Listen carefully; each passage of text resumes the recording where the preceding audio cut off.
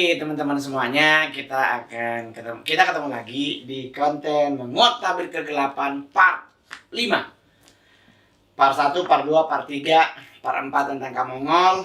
Sekarang part 5 kita akan membahas sesuatu yang paling banyak di request oleh teman-teman, ngebahas tentang sigil, shield, dan mark. Jadi sejujurnya kalau kita bicara mark itu gampang. Mark itu paling simpel dari semua tanda-tanda tentang adanya satanik di sebuah wilayah. Kalau cuma sebatas mark itu contoh kayak graffiti. Nah, itu adalah mark yang paling cetek lah setidaknya dari dunia satanik, bahwa setiap anak-anak satanik yang ingin mengklaim sebuah wilayah melakukan mark, ngegambarin graffiti di beberapa area tertentu dengan graffiti yang memang ada hubungannya dengan satanik. Tapi ingat baik-baik teman-teman, tidak semua graffiti ada hubungannya dengan satanik. Enggak. Tapi ada ciri-ciri khas dari graffiti yang mengarahnya ke satanik yang namanya marks of Satan.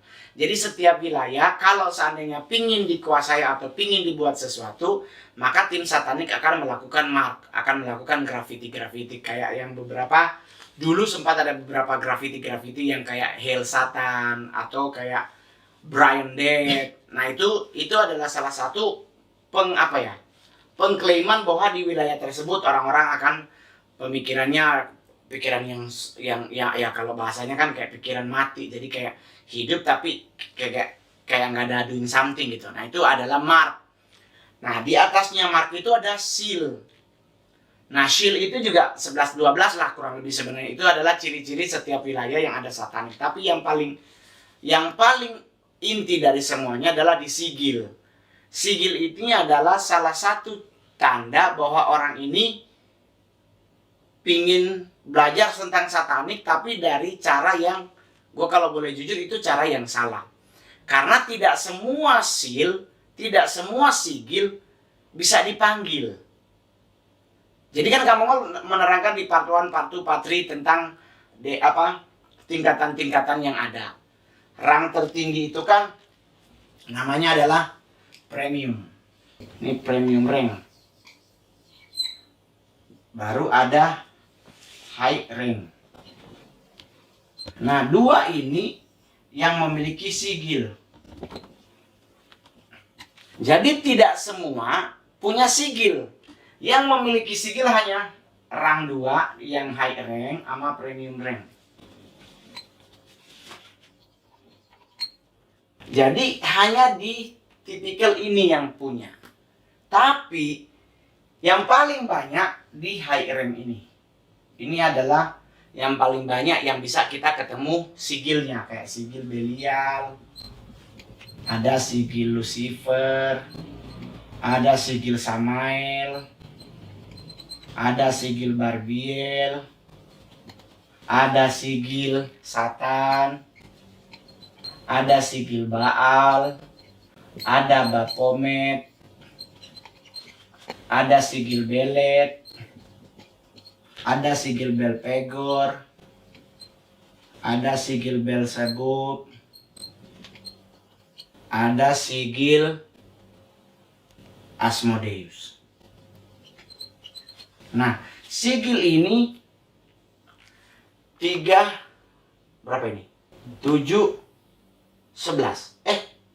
12 ya.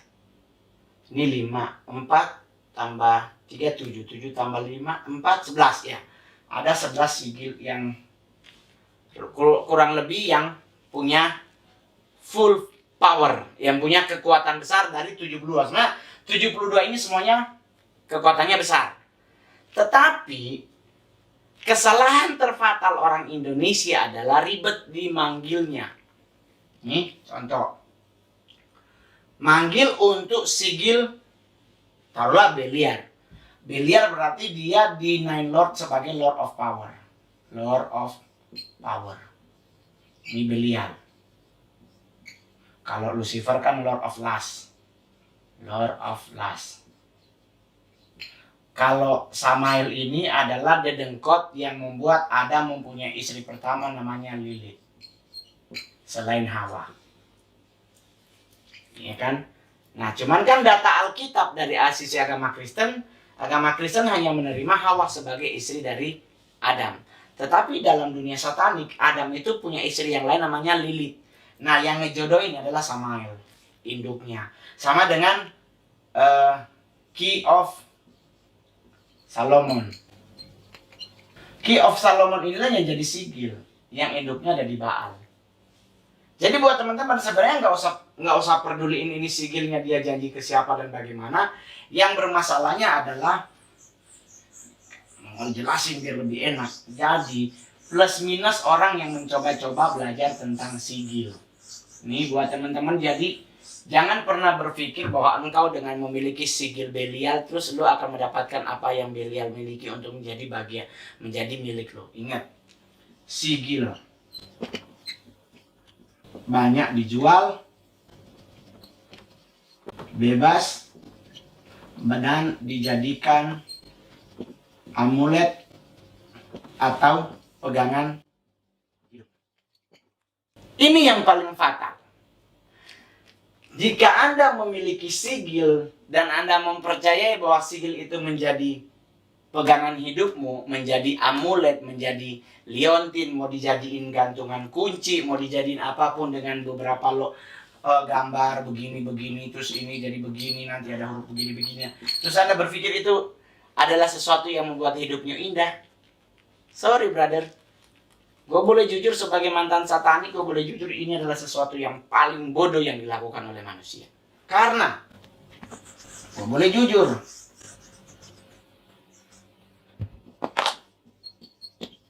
dari 100 pembaca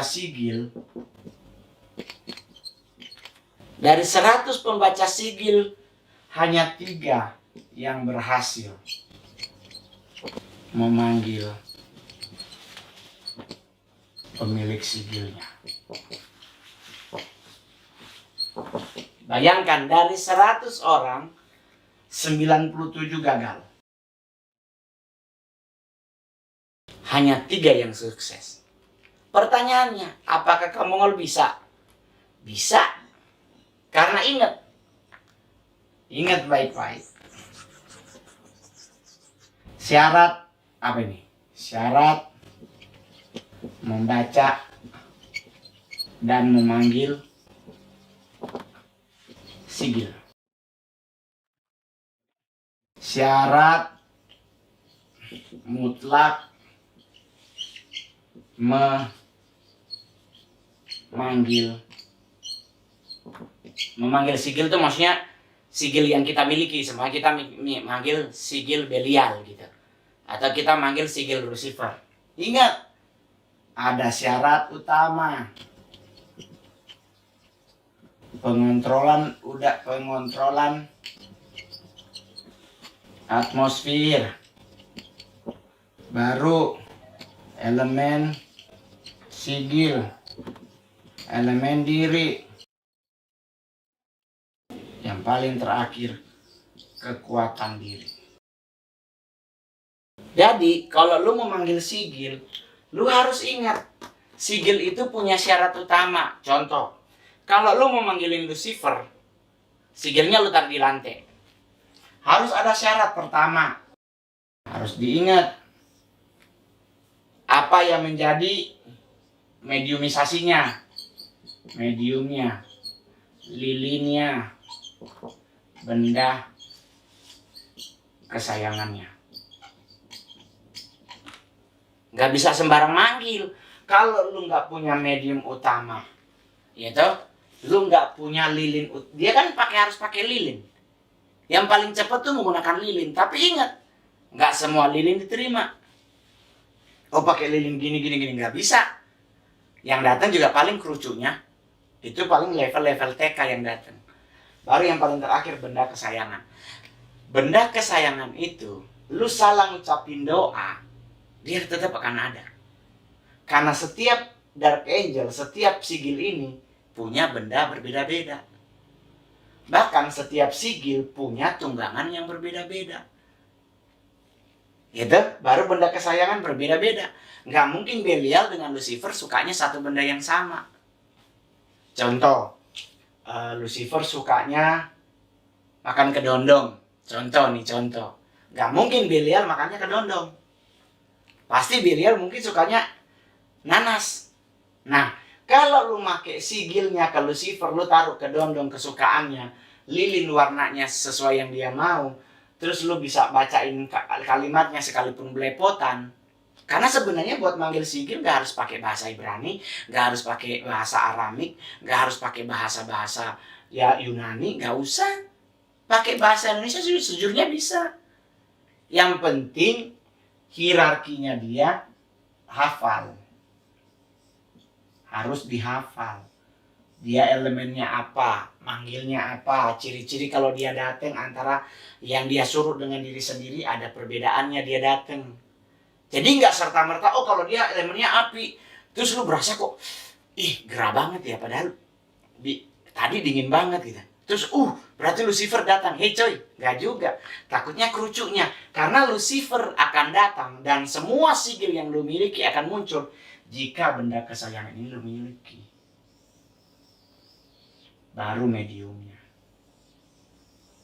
Lu pakai lilin putih, mungkin dia nggak akan datang lama. Tapi pasti dia muncul. Tapi kalau lu menggunakan lilin warna hitam atau warna merah, pasti dia muncul. Tetapi dua benda ini nggak datang, nggak ada, kelar nggak akan datang. Lu bangkotan sampai urat leher lu keluar, ini uratnya kayak jari dua juga nggak akan pernah muncul. Jadi kalau Anda pingin itu baju pengontrol, ini kan baru syarat utama. Kedua, pengontrolan atmosfer. Lu harus kontrol, lihat posisi bintang, lihat posisi angin ke arah mana, lu lihat kemana. Jadi kalau lu ngebakar, jadi begini-begini, lu harus kontrol, bukan seenakmu manggil. Hei coy, manipulasi iblis itu kenceng. Jadi jangan sampai lu percaya itu Lucifer, tau-taunya yang datang kerucuknya. Baru elemen sigil. Nah, itu tadi, kalau dia elemennya api, ciri-cirinya akan begini. Kalau dia elemennya udara, dia akan muncul berbentuk seperti asap. Kalau udah mulai ada asap, berarti dia akan muncul.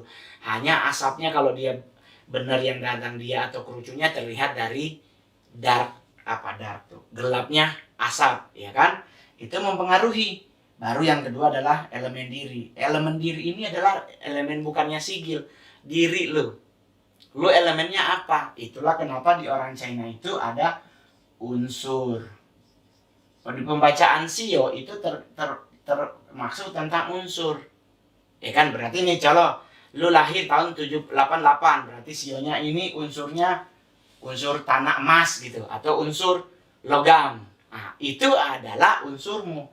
Nah, kalau lu pakai unsur logam, lu undang Lucifer berbentuk api, lu kepanasan berarti. Berarti lu akan tahu kalau lu udah merasa diri bla-bla, oh berarti dia datang nih. Nah, kalau Mongol ya, kalau gua, sebelum ini, baru kekuatan diri. Ini paling penting. Kekuatan diri seperti apa? Berani, lu kalau dia muncul, orang lu baru jai langkung gerak nulis aja lu udah kabur, apalagi Lucifernya datang, Belialnya datang, pipis berak iya di celana. Jadi jangan pernah mencoba memanggil sigil kalau lu tidak memiliki kekuatan diri. Karena kekuatan diri ini menyangkut apa? Penguasaan diri. Penguasaan diri terlihat dari mana? Kedewasaan diri. Nih, jadi otomatis untuk jadi seorang prajurit guru orang yang dewasa. Jadi kalau lu punya kekuatan diri, terus punya penguasaan diri, ya kan? Baru punya kekuatan diri, cakep. Enggak gerabet, enggak. Tapi kalau lu punya penguasaan diri, aku pingin begini. Oke. Dikasih. Punya kekuatan diri. Lu gak jebol. Lu gak tenggeng. Lu gak sencingping. Lu gak hempen. Kalau bahasa Mandarinnya lu gak gila. Lu gak mengalami kegilaan. Yang kedua lu gak terlihat bodoh. Jadi gak sembarangan. Nah orang tanya, kenapa Kak Mongol bisa manggil Lucifer atau bisa ketemu dengan mereka gak ribet? Satu, ingat, Kak Mongol, nama Mandarinnya Wang Tien Chen, Raja tambah lurus. Dari unsur elemen sudah terlihat. Tulang lahir 69, 72. Berarti tulang gue tulang kaisar. Atau tulang raja. Berarti elemen diri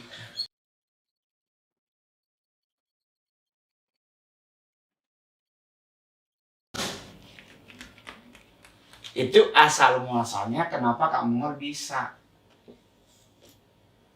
semuanya, karena dari elemen diri gua tulang 6972, berarti tulang kaisar atau tulang raja. Berarti elemen diri gua adalah tulang besar. Dengan tulang besar berarti gua memiliki elemen langit. Elemen langit adalah elemen utama dan terkuat. Jadi gua mau manggil siapa aja nggak mumet. Dan mohon maaf, gua manggilin lah Agares aja gua begini juga bisa datang. Gua manggilin Lucifer, gua tahu apa yang dia paling suka. Gue tahu apa yang menjadi favoritnya dia. Benda apa yang menjadi favoritnya. Gitu. Nah, besok kita akan nge-podcast. Gue akan kasih tahu ada satu benda yang selalu harus ada dalam hidup gue. Entah itu setahun sekali. Dan besok barangnya ada. Itulah yang membuat gue menjadi, dibandingkan teman-teman gue yang seangkatan sekolah yang semuanya udah pada udah pada tua-tua. Nah, gue membuat diri gue menjadi indah karena gue nggak berhubungan dengan ini. Gue nggak main sigil karena sejak gue bertobat, kalau gue perlu malaikat, perlu pelindung, gue nggak pakai sigil. Gue cuman berdoa sama Tuhan gue, Tuhan lindungi aku dalam perjalananku. Udah, kirim malaikatmu untuk menjagaiku. Udah. Ngapain mendingan dalam bentuk doa. Karena di agama Mongol diajarkan doa orang benar besar kuasanya. Jadi nggak harus ketakutan. Buat apa lu punya sigil? Tapi kalau lu nggak bisa manggil, benda yang menjadi benda penghubung nggak ada, dan yang kedua benda yang menjadi favoritnya yang lu panggil nggak ada, percuma. Lu mau manggil Beelzebub, coba lu siapin lilin warna merah, ya kan? Lu taruh pepaya busuk, dateng. Jadi nggak usah nyari-nyari batu kecubung segala macam, nggak, udah taruh pepaya busuk di tengah-tengah sigil, lu panggil. Kok bisa pakai pepaya busuk? Karena dia Lord of Lies, dia adalah rajanya jorok. Karena dia diidentikan lambangnya adalah laler. Lu taruh pepaya busuk di mana pasti ada laler. Nah, jadi mau gimana? Lu mau pakein apa segala macam? Enggak. Mau manggil Lucifer dan Satan dan Belial, ada benda yang paling khusus, dijualnya murah, tapi lu nggak tahu kalau itu murah. Dan buat lu yang tahu, kemarin Angki ngomong, ya kan? Bahkan gua ngomong, buat manggilin mereka, cuman nyali aja 6 atau 9, lu taruh di lantai, lu akan lihat benda itu akan naik, membentuk cahaya, berarti Lucifernya atau Satan atau Belialnya ada. Lu mau minta apa? Kekayaan. Berarti lu udah musyrik. Berarti lu udah melakukan yang namanya menduakan Tuhanmu. Padahal kalau lu pingin sukses, tinggal cari ibumu, minta doa restu, minta doanya, ya kan? Dengan ikhtiar yang baik, lu bisa jadi sukses. Kenapa harus berhubungan dengan setan? Berarti Anda belum dewasa. Jadi buat teman-teman jangan coba-coba. Nanti rencana Kak Mongol hari Sabtu akan bikin Zoom meeting tentang sigil. Oke? Jangan lupa di subscribe, di like, di komen, dan di share plus lonceng. Thank you. Bye-bye.